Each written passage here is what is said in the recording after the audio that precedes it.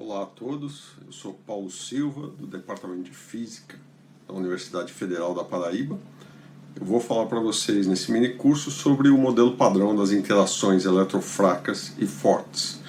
A gente vai fazer primeiramente um apanhado geral sobre o que são as partículas elementares, quais são elas, suas propriedades e as interações que conectam essas partículas.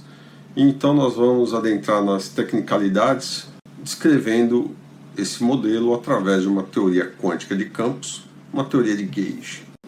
No caso particular do modelo padrão das interações eletrofracas e fortes, essas teorias de gauge são teorias não abelianas.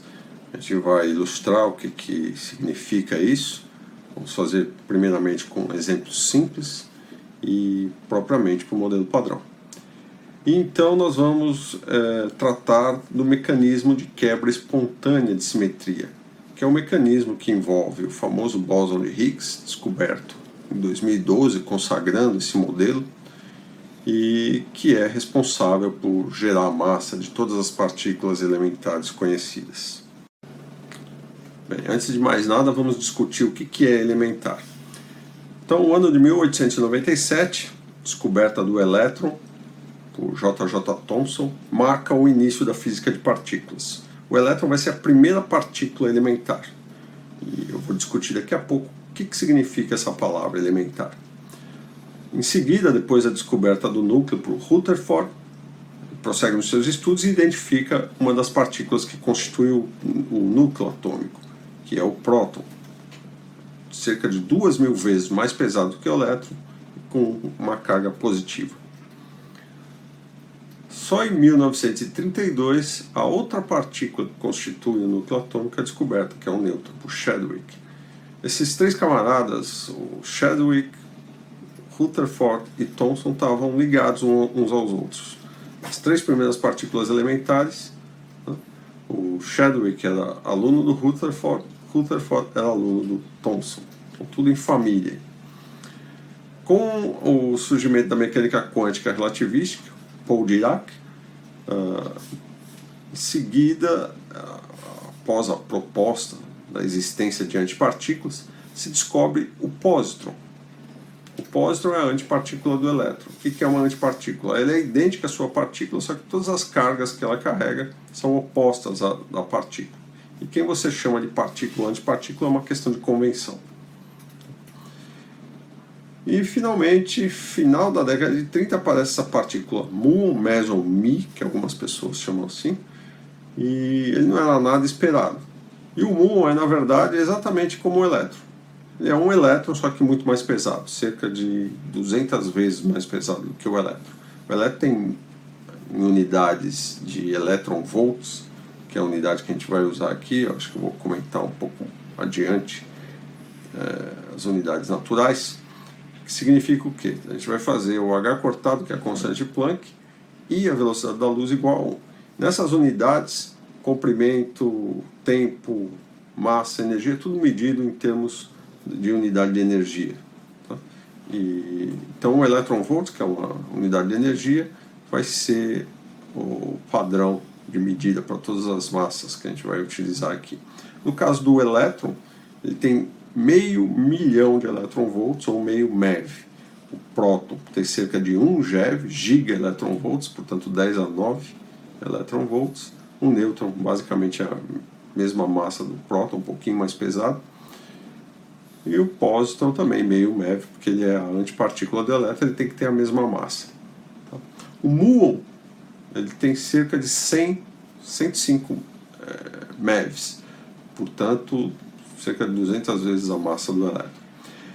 E com o surgimento dos experimentos de raios cósmicos, você começa a descobrir outras partículas, que são os pions e os kaons. Os pions foram também uma predição teórica do Hideki Yukawa, para tentar explicar as interações fortes. A gente vai comentar um pouco disso mais adiante.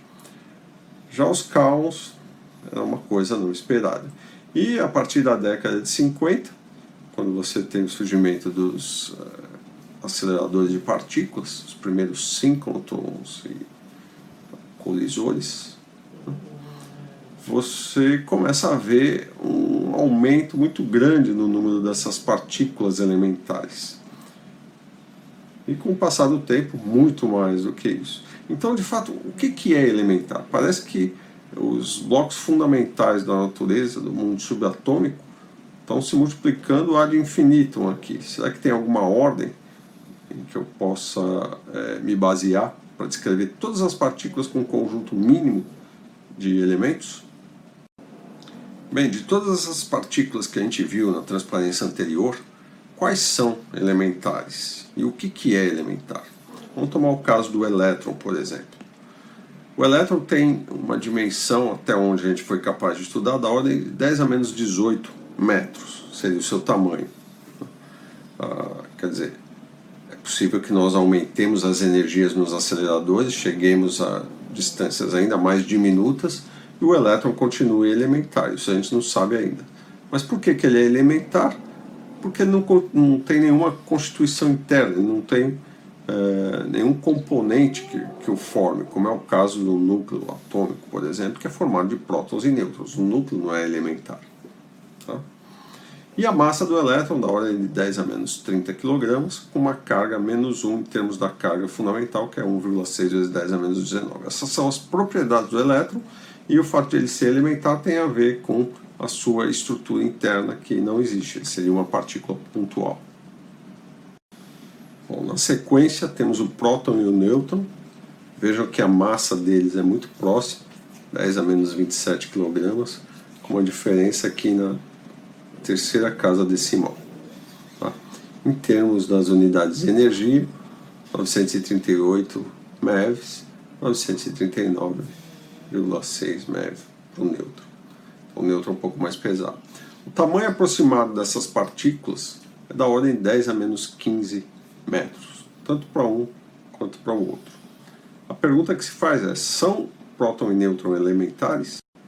Eu não vou ter tempo para entrar em muitos detalhes históricos, mas existe uma proposta de Gell-Zweig, uma proposta teórica, de que a maior parte daquelas partículas que a gente viu algumas transparências atrás poderia ser explicadas a partir de um conjunto mínimo de novas partículas mais fundamentais, chamadas quarks. Bom, o que se descobriu na década de 60, através de espalhamentos de elétrons com os núcleos atômicos, é que de fato prótons e nêutrons eram constituídos de coisas menores, coisas mais fundamentais, que hoje a gente conhece como quarks. Aqui nós temos os quarks up, up, down, formando o próton. O quark down tem carga menos 1/3. O quark up tem carga mais 2/3. E quando você soma essas cargas no próton, você vai ter mais 1. No nêutron, quark down, down, up, você vai ter 0. Então, já tenho aqui um novo conjunto de partículas que eu posso chamar de elementar. São os quarks. Primeira coisa curiosa, quando se fala dos quarks, tem a ver com a sua carga fracionária. Pela primeira vez se propõe partículas que tenham carga que não são simplesmente múltiplos inteiros da carga fundamental. Outra coisa importante é que eles carregam uma interação que nenhuma outra partícula de matéria carrega, que é a chamada interação forte. Eles carregam carga, que a gente chama de cor, e portanto eles interagem fortemente. Essa é a maneira mais correta de se dizer. E essa interação forte, ela vai ter um efeito residual que justamente explica por que prótons e nêutrons ficam coesos no núcleo. E finalmente a hipótese do confinamento. Você nunca vai ver um quark livre na natureza. É uma hipótese que ainda precisa ser mostrada teoricamente. Espera-se que a teoria que descreve isso, que é a cromodinâmica quântica, seja capaz de um dia ilustrar como é que isso acontece. Bem, hoje nós temos uma tabela periódica, não mais dos elementos químicos, mas de partículas elementares, que permitem descrever todas as outras partículas que já foram observadas na natureza e possivelmente umas novas que apareçam.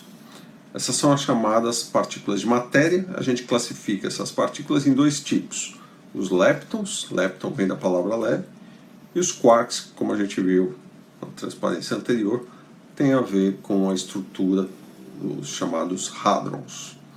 Próton e nêutron são hadrons pesados.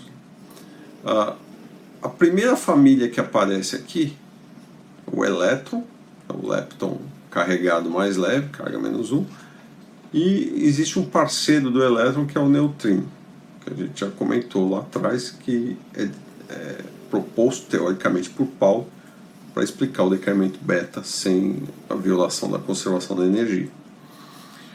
Existem outras duas famílias de leptons que são exatamente idênticas à primeira família, com a diferença de que são um pouco mais pesadas. E aqui, quando eu falo pesado, do ponto de vista do modelo padrão, na verdade eu estou falando só dos leptons carregados, porque os neutrinos associados a esses leptons carregados, eles não possuem massa no modelo padrão. A gente sabe que isso não é verdade hoje, portanto o modelo padrão precisa de uma extensão, mas eu não vou comentar isso agora. Talvez tenha um outro curso que vocês vão ver isso em detalhes. Os quarks, então, que carregam as cores e, portanto, interagem fortemente, eles também têm as cargas elétricas, como a gente viu. Os elementos de cima dessas famílias têm cargas mais 2/3 e os de baixo menos 1/3. Alguns foram propostas teóricas, inclusive que levaram prêmios Nobel, e outros foram da primeira proposta de Gell-Mann e Zweig, o UDIS. A primeira família é a mais leve, a segunda mais pesada e a terceira mais pesada do que as anteriores. A gente não sabe no modelo padrão por que existe essa replicação de famílias. Por que eu não tenho somente uma família para cada um desses tipos de matéria? Na verdade, só uma família seria suficiente para explicar toda a matéria visível no universo. Mas existem partículas que são produzidas em aceleradores em que essas novas partículas que estão aqui acabam aparecendo. E a gente não sabe por que ainda. Espera-se ter um dia uma resposta para isso. Quem sabe algum de vocês vai dar solução para esse tipo de problema. A cada uma dessas partículas nessas tabelas existe a equivalente antipartícula. Todas essas partículas possuem um momento angular intrínseco chamado spin, você já conhece de mecânica quântica, e essas partículas que carregam spin semi-inteiro, que são os férmions, a gente costuma chamar de matéria. Bem, o universo das partículas elementares não é só constituído de matéria. Existem as interações, ou seja, as forças da natureza. A força da gravidade, a mais antiga e mais bem conhecida, desde Newton, ela é atrativa e atua sobre todas as partículas no universo. Mas ela é extremamente fraca para as partículas elementares e vai ser desconsiderada nesse curso. O eletromagnetismo, ele atrai ou repele partículas que possuem cargas elétricas e faz com que as partículas carregadas se curvem em campos magnéticos. Coisas que vocês conhecem do eletromagnetismo clássico. Talvez a novidade para a maior parte de vocês sejam as interações fracas e interações fortes. A interação fraca tem a ver com a transmutação das partículas. Por exemplo, a transformação de um núcleo radioativo em outro núcleo através do decaimento beta, né? Ou a transformação de um nêutron num próton mais um elétron em neutrino. Então, desde o decaimento do nêutron, decaimento do muon e de outras partículas, quem está por trás é a interação fraca. A interação forte é aquela que mantém coesos nos núcleos os prótons e nêutrons. Na verdade, a interação forte é muito mais fundamental e poderosa do que simplesmente isso. Ela atua entre os quarks, através da troca de uma partícula que a gente chama de gluons. E essa força que, de fato, mantém prótons e nêutrons coesos no núcleo é uma força residual. Vocês podem imaginar que é um equivalente, por exemplo, à força de Van der Waals nas moléculas. E é a responsável pelas interações entre os quarks, todos eles. Falando das interações conhecidas, interação fraca, forte e eletromagnética, a gente tem associado a essas interações partículas elementares também, Ou seja, a interação do ponto de vista da teoria quântica de campos é vista como a troca de uma partícula elementar que é um bóson, chamado bóson de Gauge. Bósons são aquelas partículas de spin inteiro. Esses bósons, que são os bósons de Gauge, possuem spin 1. Então, eu tenho 4 para as interações eletromagnéticas e fracas, W1, W2, W3 e B. A gente vai ver essa descrição técnica mais adiante. E 8 para as interações fortes. Claro, inicialmente a gente constrói uma teoria toda simétrica em que essas partículas, nenhuma delas tem massa, e vai haver um mecanismo, que é o mecanismo de Higgs, que vai dar massa para todas elas. E a última partícula elementar que completa o quadro de partículas que formam o modelo padrão das interações eletrofracas e fortes é o bóson de Higgs. O bóson de Higgs tem um papel muito importante no modelo padrão. A gente vai ver isso tecnicamente adiante. Mas basicamente o que acontece é o seguinte: pense nas interações fracas. Interações fracas, decaimento beta, por exemplo, são interações de curtíssimo alcance, diferente do eletromagnetismo, que é de longo alcance. Para que você tenha uma interação de curto alcance, do ponto de vista da teoria quântica de campos, é necessário que você troque partículas com massa. Nesse caso, massa da ordem de dezenas de gigaelectronvolts.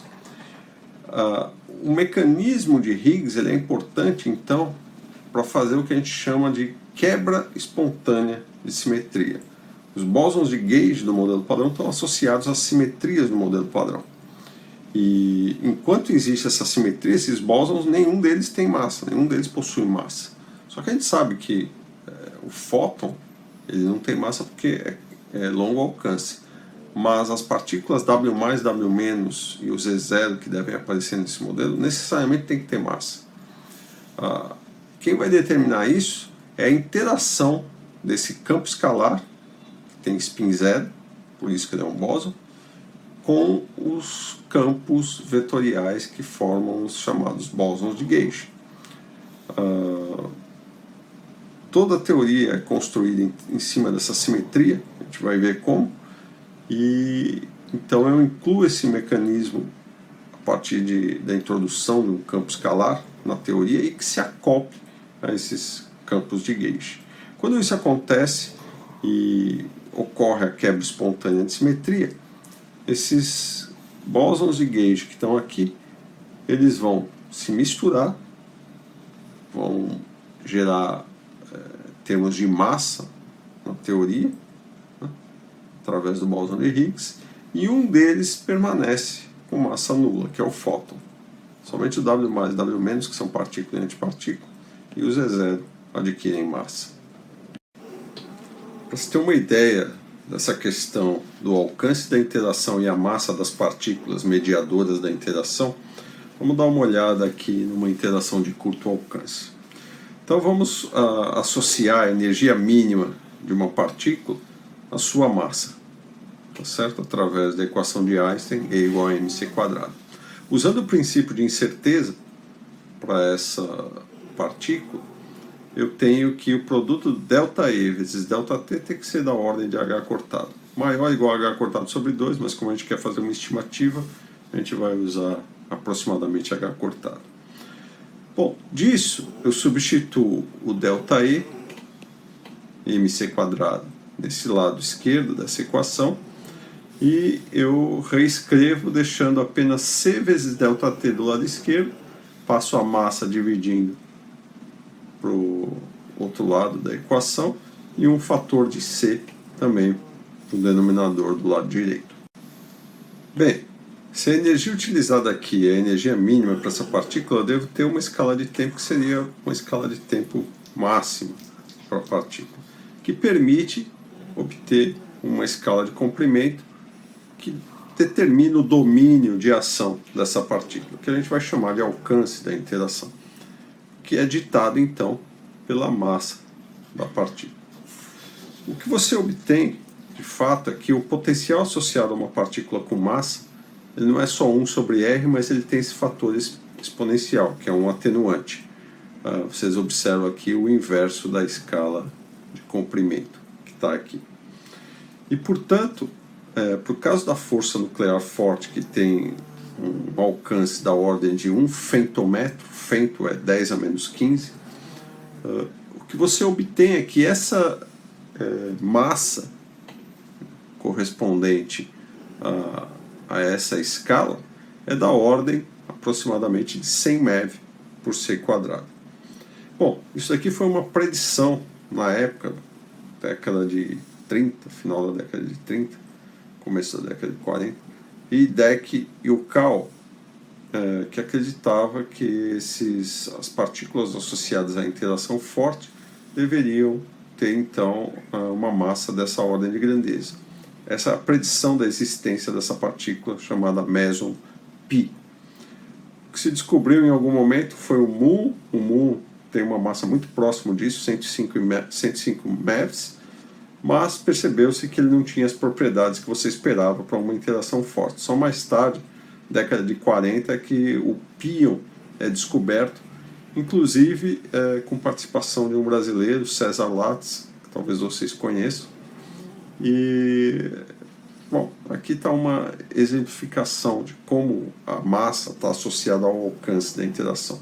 Se essa massa fosse zero, esse exponencial dá 1, e o potencial é simplesmente 1 sobre R, que está associado com uma força de longo alcance.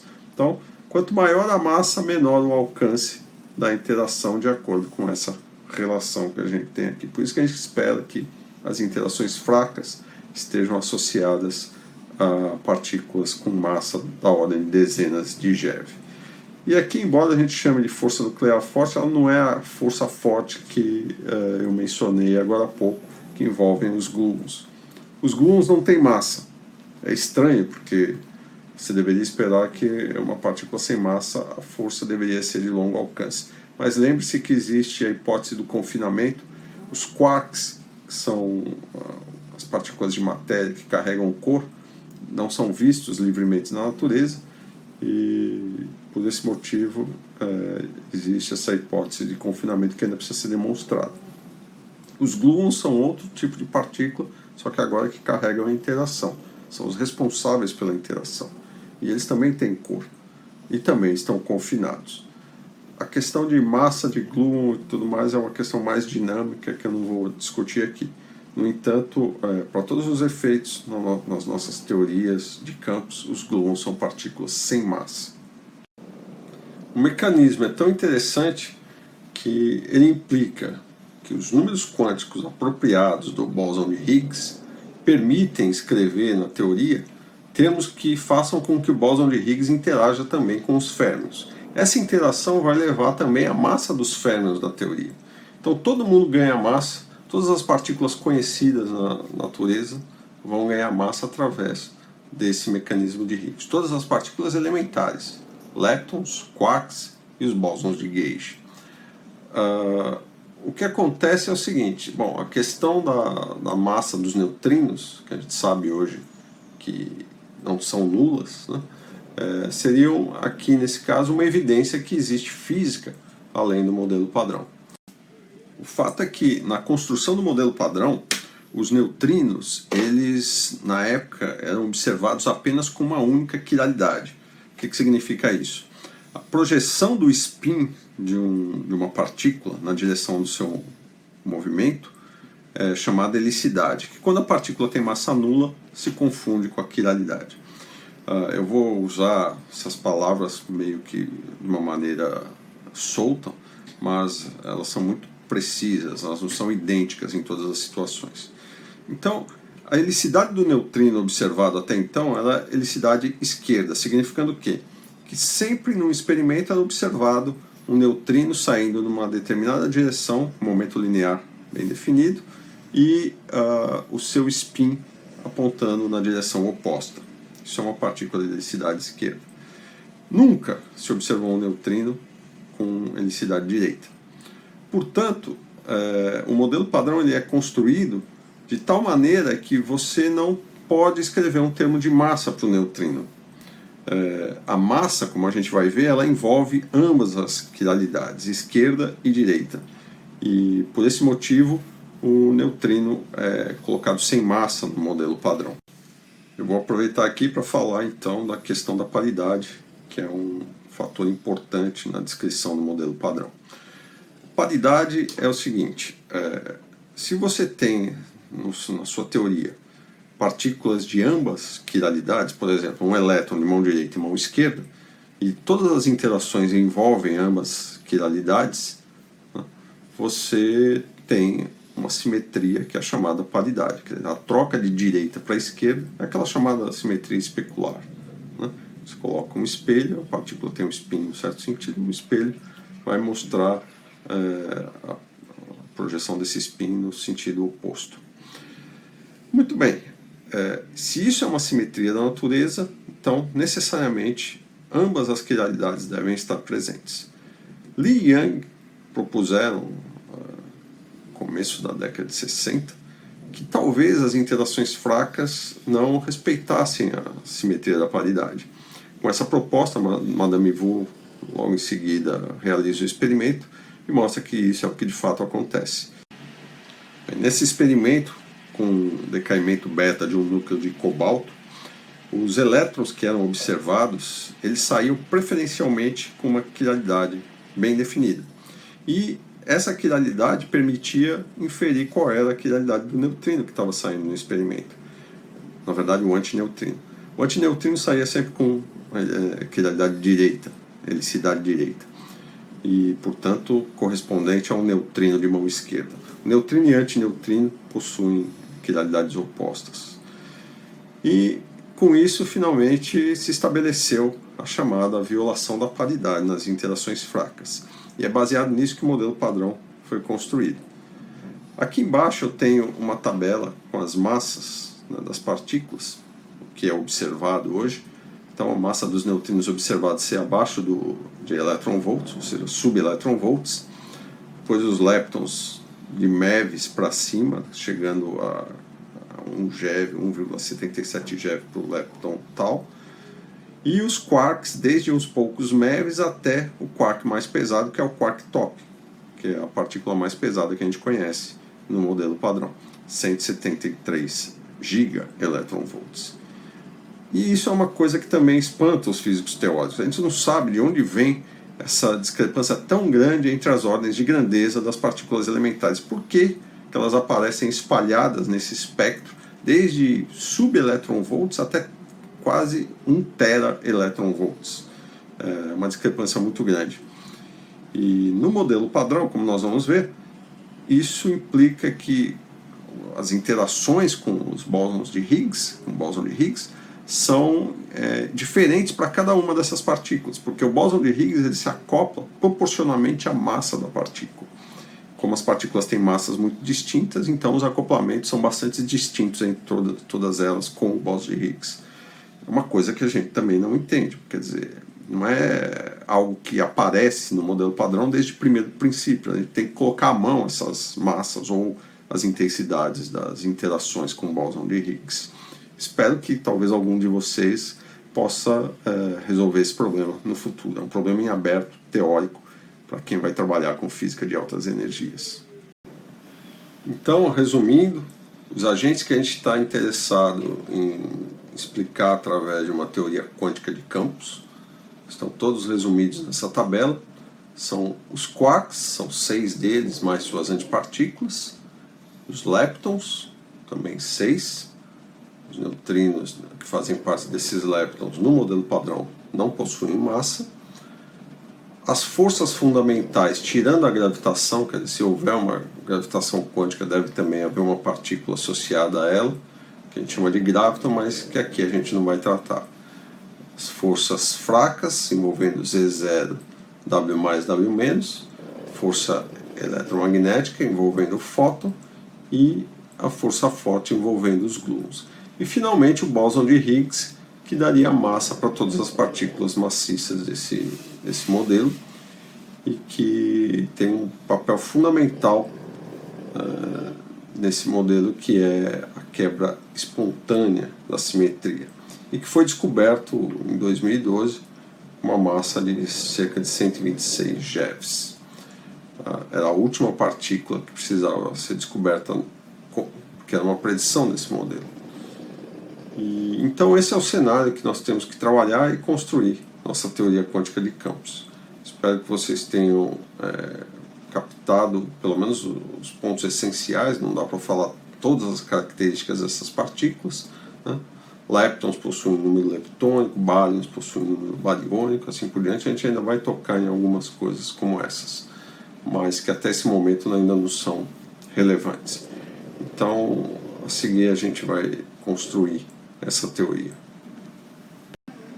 Bem, vejamos agora então quais são as estruturas básicas que a gente precisa para poder construir uma teoria de campos consistente para o modelo padrão, que descreva as partículas elementares e as suas interações. E o que a gente ganha com isso? Tá? Então, primeiro a gente tem que considerar duas coisas importantes. A gente está falando de partículas subatômicas, portanto a mecânica quântica é fundamental para essa história. E a outra é que essas partículas geralmente têm velocidades muito próximas da luz, portanto a relatividade especial também é importante. Em particular, mecânica quântica junto com relatividade especial, você tem a mecânica quântica relativística, que se desdobra em duas equações importantes. Uma delas é a equação de Klein-Gordon para partículas com spin inteiro, e a outra é a equação de Dirac para partículas de spin semi-inteiro. Bem, juntando a relatividade, mecânica quântica com uma teoria de campos, por exemplo, são importantes para descrever o eletromagnetismo, a gravitação, os campos clássicos, e com o advento da mecânica quântica no começo do século XX, a questão da dualidade partícula-onda, por que não estender também a ideia de campos para todas as partículas, inclusive as partículas de matéria? E com isso, juntando esses ingredientes, a gente tem o que nós conhecemos como uma teoria quântica de campos. Outra coisa importante, outro ingrediente fundamental para escrever uma teoria física para as partículas, são as simetrias. Uma vez que eu tenho os campos que eu tenho interesse em descrever, eu escrevo uma lagrangiana para esses campos que me leve, por exemplo, a uma equação de movimento conhecida. Isso permite ter alguns sinais de que tipo de simetria essa teoria permite.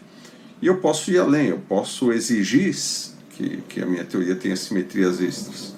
E cada simetria dessas, se for uma simetria contínua, através do teorema de Nether, que é conhecido desde a mecânica clássica, pode-se obter leis de conservação, que nesse caso vão levar a cargas conservadas, que são os números quânticos carregados pelas partículas elementares. E mais do que isso, essas simetrias vão dizer como cada uma das partículas, como cada um dos campos se conecta com os outros, e portanto determinando que tipos de interação é permitido no nosso sistema de partículas elementares.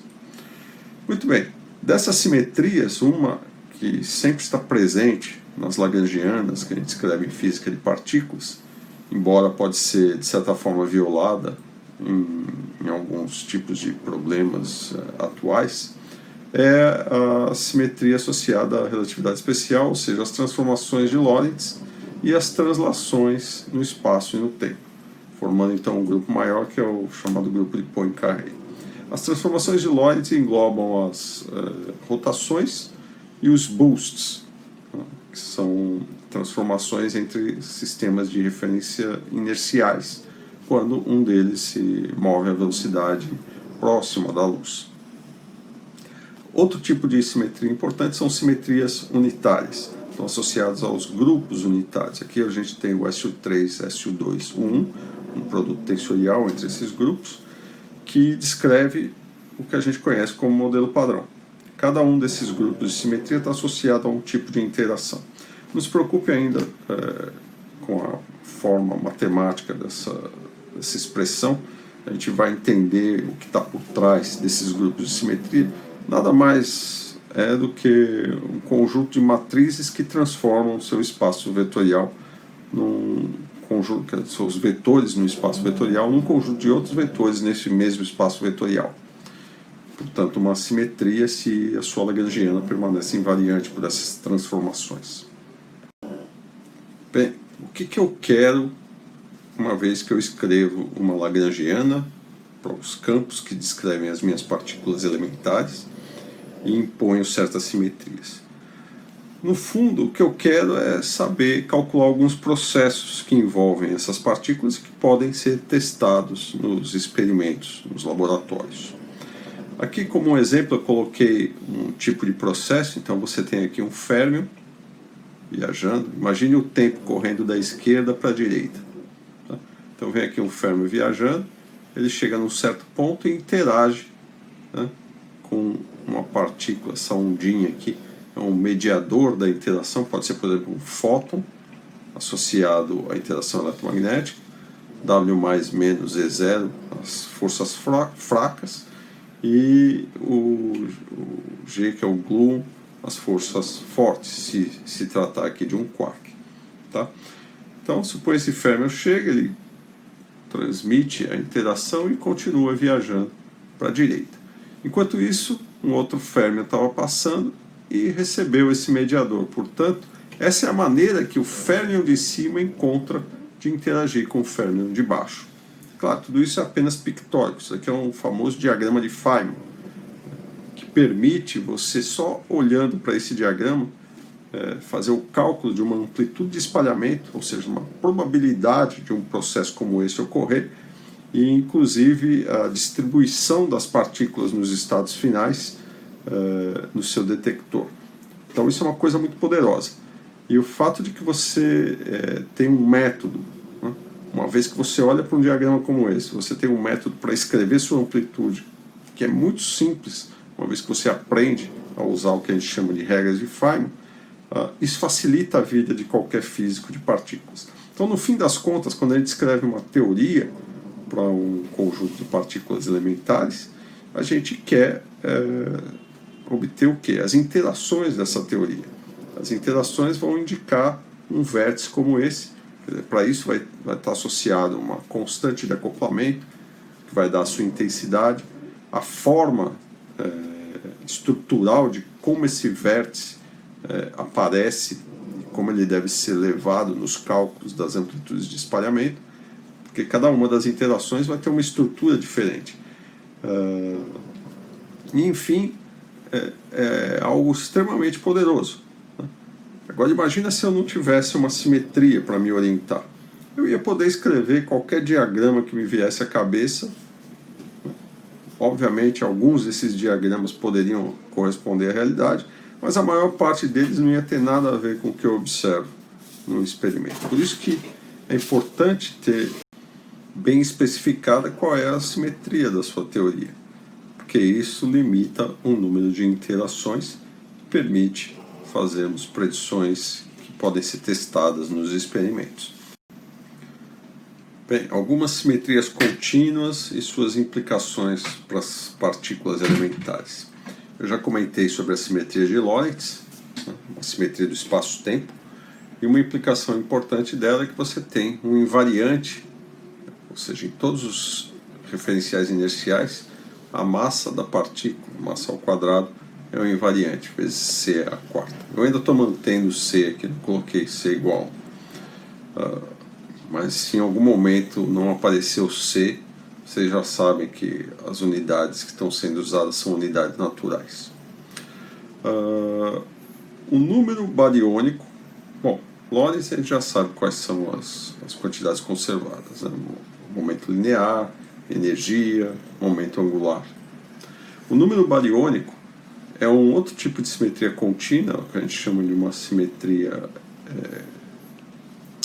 global. Está associado a um grupo unitário 1 de uma dimensão, portanto é uma fase. E se esse número bariônico não fosse uma simetria da teoria, você ia observar coisas como, por exemplo, o decaimento do próton. Então, o próton ele tem número bariônico mais 1, e o pion e o pósitron tem número bariônico 0. Se não houvesse a simetria, poderia muito bem ter a violação do número bariônico e essa reação seria possível. No entanto, como essa simetria existe, pelo menos no modelo padrão, isso daqui não ocorre, porque senão estaria violando a simetria. E isso evita o decaimento do próton. Existe um limite experimental sobre o tempo de vida do próton, então maior do que 10 a 33 anos, acho que são os dados mais recentes, e então uma simetria bastante bem testada. Outra simetria importante é o número leptônico. Se essa é uma simetria da teoria, de novo eu não posso observar relações como essa. Primeiro, o pion não é um lepton, ele é constituído de quarks, portanto é um hadron. Tudo que é constituído de quarks são hadrons. E do lado direito eu tenho um elétron, que é um lepton, e o fóton, que é o mediador da interação eletromagnética. Bom, ele não tem número bariônico porque eu associo o número bariônico, na verdade, aos quarks. Como todos os mesons possuem quark e um antiquark, então o número bariônico de todos os mesons é 0. Só quem tem número bariônico diferente de 0 é quem tem 3 quarks, ou seja, os bárions. Tá? Então, número bariônico 0, número leptônico diferente de 0, número leptônico diferente de 0, número leptônico diferente igual a 0 e igual a 0. Portanto, o número leptônico não seria conservado nessa reação. Poderia muito bem ver, mas isso aqui nunca foi observado. E a mesma coisa, um número leptônico específico para cada um dos leptons. O muon tem o seu número leptônico, o elétron tem o seu número leptônico, a gente chama número leptônico do muon, número leptônico do elétron. Se não fosse assim, eu deveria observar essa reação também. Como os números leptônicos são específicos para cada lepton, então isso aqui não pode ocorrer, a menos que o número leptônico seja violado. Então, mais uma vez, sendo que esse processo nunca foi observado, você espera que o número leptônico seja uma quantidade conservada, como é no caso do modelo padrão. Outra simetria contínua é a simetria da carga elétrica. De novo, uma simetria unitária U1, portanto, matrizes unitárias de dimensão 1, uma fase. Só que nesse caso, a gente vai ver mais especificamente, não para a eletrodinâmica quântica, mas um exemplo de como ocorrem essas simetrias. E essa é o que a gente chama uma simetria de gauge, que é importante para o restante do nosso curso, a gente vai ver em mais detalhes. Ou seja, as transformações, elas não são transformações globais, são transformações locais. Em que sentido? O parâmetro da transformação depende de cada coordenada do espaço-tempo. Ou seja, se eu transformar o meu elétron em um determinado ponto do espaço-tempo, em outro ponto do espaço-tempo, essa transformação vai ser distinta. Por quê? Porque o parâmetro da transformação depende desses pontos. Enfim, as várias simetrias que a gente tem interesse aqui tem a ver com esse tipo de simetria, que é o que a gente chama de simetria de gauge.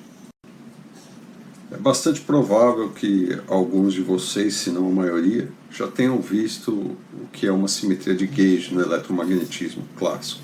Mas eu vou recobrar a ideia porque ela é importante para o que segue. Tá?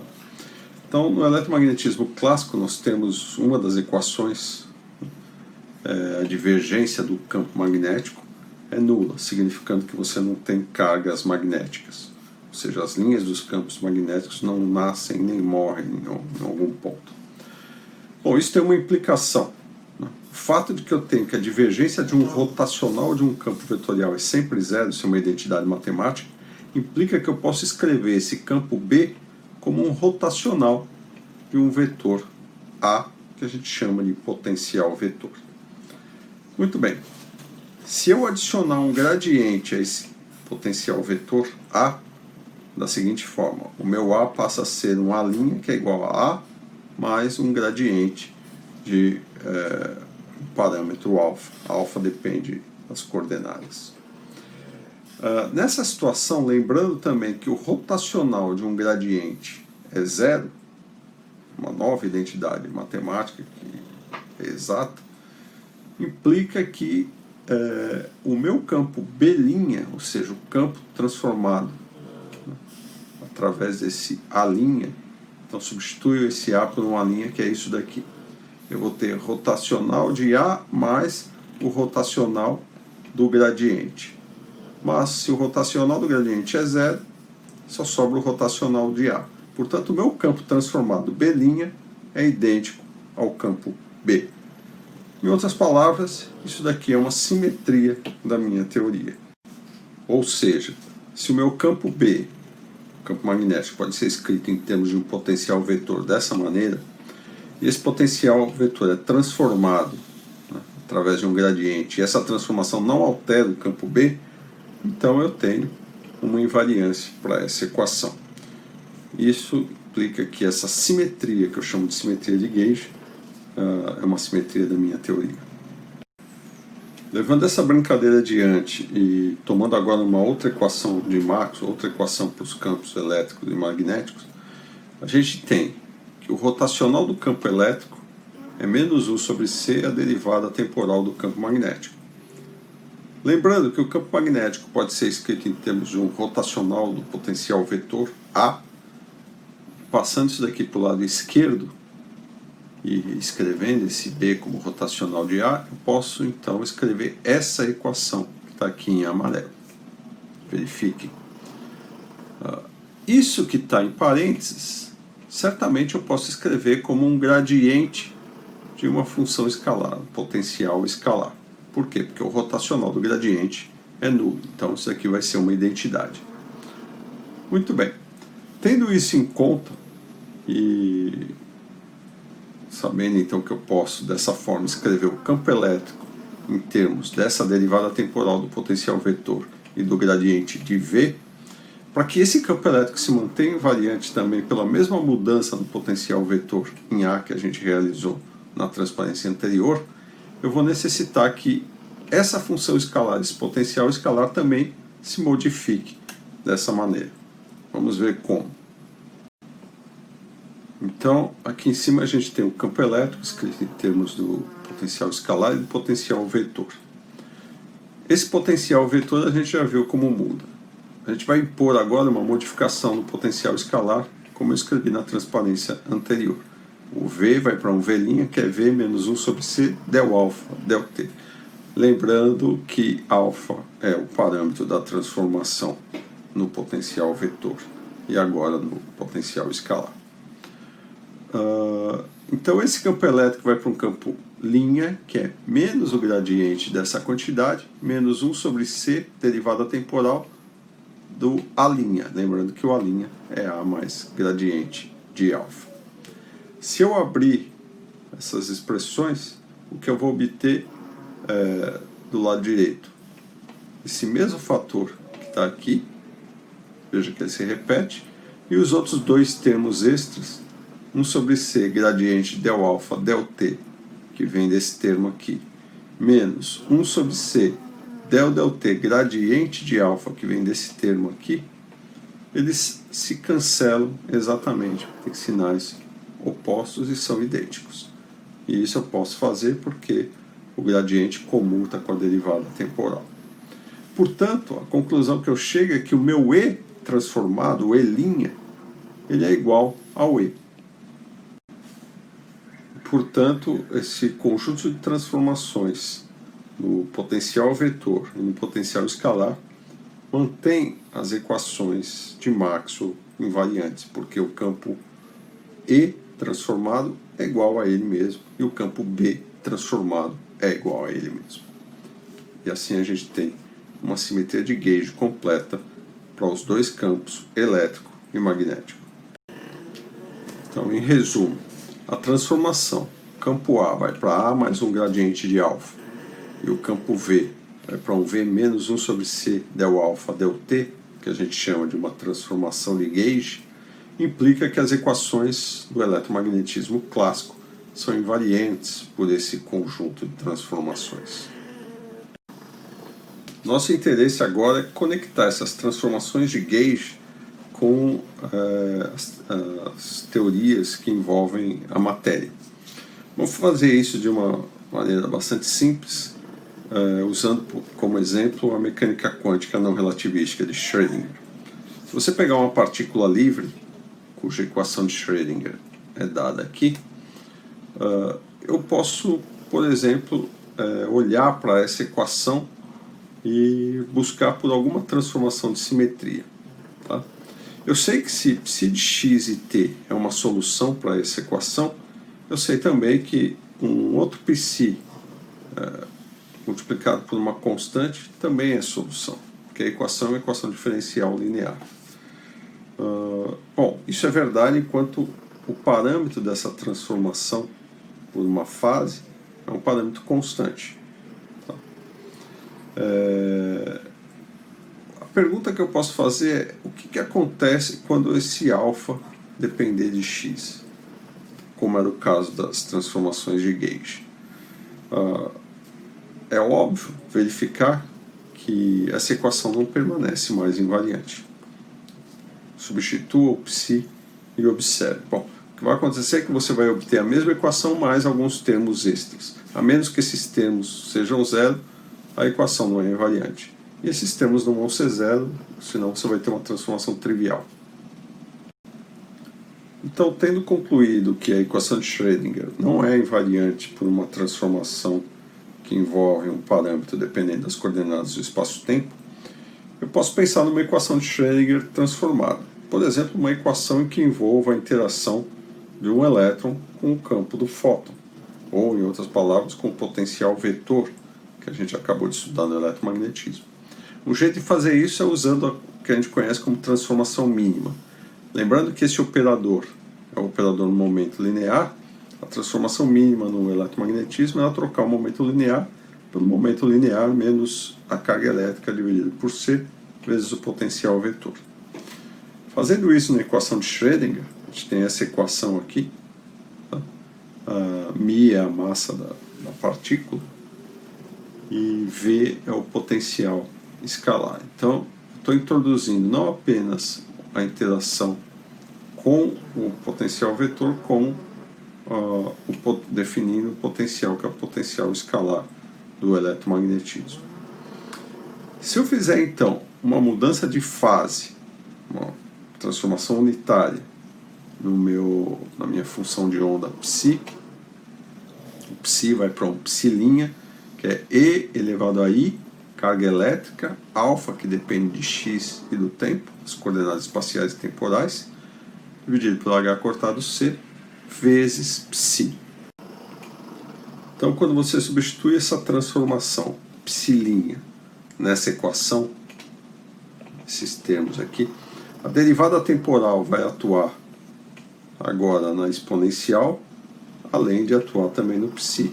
Quando atuar no psi vezes a exponencial, você vai ter um termo semelhante aqui, só que multiplicado pela exponencial.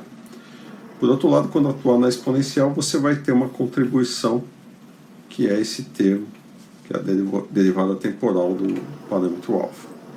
Da mesma forma, do lado direito, onde tem o gradiente, quando você atua no psi', você atua também nessa exponencial.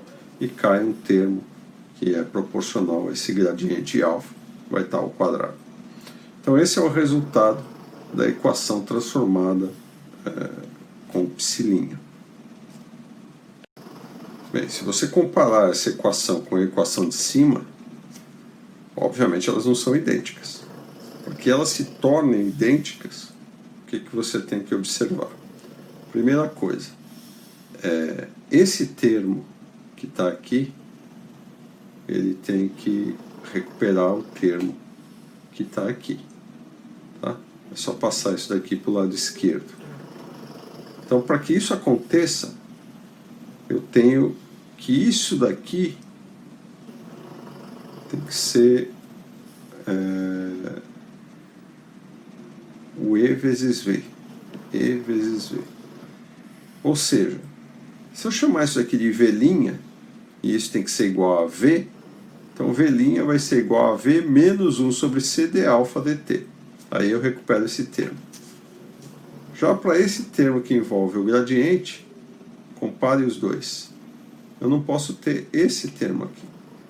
Então, para que eu recupere a equação que está aqui em cima só com um A, eu posso chamar isso daqui de A', e o A' tem que ser igual a A mais o gradiente de alfa. Se o A' for igual a A mais o gradiente de alfa, só sobra esse A, que é esse termo que está aqui. Portanto, quando eu faço uma transformação desse tipo na minha função de onda, uma transformação para uma fase, uma transformação unitária, onde o parâmetro da transformação depende das coordenadas do espaço-tempo, eu tenho que fazer não apenas introduzir, aqui eu tive que introduzir os campos potencial vetor e o potencial escalar, mas fazer com que esses campos se transformem, então, que essas quantidades potencial escalar e potencial vetor se transformem de uma maneira bastante precisa para que toda a minha teoria, a minha equação seja invariante por essas transformações que a gente chama de transformação de Gauge. Resumindo, para que a equação de Schrödinger seja invariante por transformações de Gauge, transformações locais, eu tenho que introduzir o campo potencial vetor e potencial escalar, e a função de onda tem que se transformar dessa maneira, potencial vetor dessa maneira e o potencial escalar dessa maneira. Com essas transformações, como a gente viu, isso aqui é a transformação de Gauge, agora a gente tem o que a gente chama de uma transformação de Gauge para uma teoria com a matéria, tá? Onde a matéria que é representada pela função de onda. E a solução da equação de Schrödinger vai ser uma solução invariante pelas transformações assim. Bom, o que eu ganho com isso? Eu ganho o seguinte: eu poderia esquecer o eletromagnetismo e pensar no meu sistema físico da seguinte maneira: se eu exigir que o meu sistema físico seja invariante por uma invariância de Gauge, eu naturalmente vou obter o quê? O eletromagnetismo e as interações da minha função de onda com o eletromagnetismo. Resumindo, isso nos dá um princípio, chamado princípio de Gauge. A gente impõe uma invariância por transformações de fase local e o que a gente obtém é o aparecimento do campo eletromagnético. A gente espera que isso aconteça em teorias que sejam as teorias de campos, não apenas na equação de Schrödinger. Bem, para fechar essa primeira aula, então, fazer um resumo geral do que a gente fez. Nós apresentamos aqui o conteúdo de partículas, partículas elementares, explicamos quais são as características de uma partícula para ela ser considerada elementar. Tem a ver com a sua estrutura. Se ela não tiver estrutura, ela é considerada elementar. Estrutura, obviamente, significa no sentido de que até onde a gente foi capaz de testar, ela não é constituída de nenhuma outra partícula menor, mais fundamental. A gente classificou as interações, tratou dessas interações de uma maneira bastante simplificada aqui, e a gente viu que a gente pode ter simetrias para lidar com essas interações, como é o caso da simetria de Gauge para o eletromagnetismo. Vimos a equação de Schrödinger impondo uma simetria de Gauge e vimos que nessa situação a função de onda do elétron, por exemplo, vai se acoplar aos fótons através do potencial vetor e do potencial escalar. Bem, com isso a gente tirou um princípio, que é o princípio de Gauge. Uma vez que eu tenho uma teoria para as minhas partículas elementares, para os campos que descrevem essas partículas elementares, eu devo ser capaz de obter as interações nessa teoria impondo uma simetria de Gauge. E essas interações têm uma forma bastante bem definida, como a gente viu no caso da equação de Schrödinger. A gente vai generalizar isso para construir um modelo padrão, mas antes vamos reproduzir o que é eletrodinâmica quântica na próxima aula, no começo da próxima aula, e partir então para uma estrutura de campos, uma teoria de Gauge mais complexa, que é o caso do modelo padrão. E vamos finalizar falando do mecanismo de Higgs.